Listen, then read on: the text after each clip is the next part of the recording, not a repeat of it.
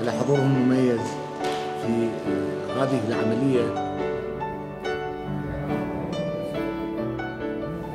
پێمان باش بوو تیمێک دروست کرێ بەناوی کوردستان و عێراقەوە بۆی بتوان بە شێوەیەکی فەرمی بەشدار بین لەو پێشبڕکێ نێودەوڵەتیانەوە بتوانن نوێنەرایەتی خواردنی کوردی و کوردستانی و چێشتخانەی کوردی و عێراقی بکەن.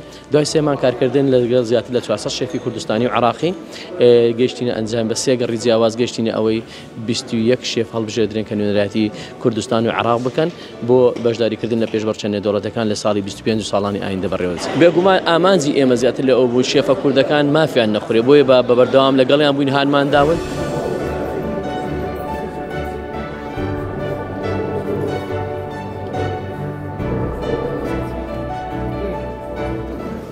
ماوەی 3 مانگا و پێشبڕکێیە لە کوردستان هەیە، تەواوی محافزەی عێراق و کوردستان و سلەیمانی تێدا بەشدارن. من بە خواردنی ئیتاڵی بەشدار بووم، کفتەی ئیتاڵی، سوپی ئیتاڵی و چیکن ڕۆڵێک. من بە کوشێ 15 ساڵە لەو بارەی داما لە فیستیڤالی زۆریش بەشدار بوویمە، وەکو تونس، وەکو تورکیا، شەهادەی زۆریشم هەیە.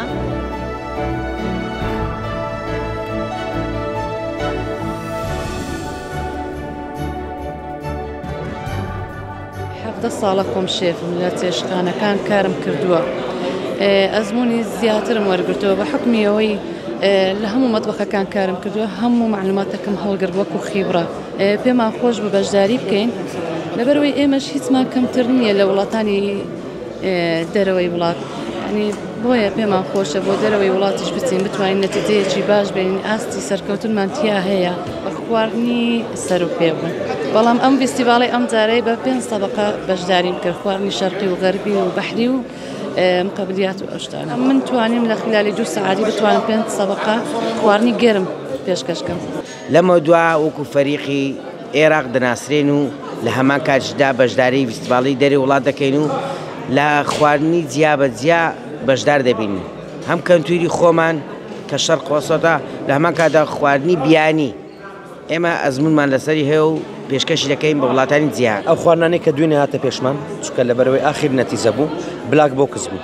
بلاک بۆکس لەوەی پێک دێ کە ئەمە ناتوانین بزانین ئەمە چی تێدایە چی تێدا نییە، یعنی مفاجئەکە لە بۆ ما کەمە ئیش لەسەر بکەین. ئەوەی کەس کە هاتە بەرامبەرە من گۆشت و مریشک بوو. بە گۆشت هەردوو خواردنەکانی من غەربی بوون و لەگەر زەڵاتەیەکمان دروستکە لەگەڵ سوبێک.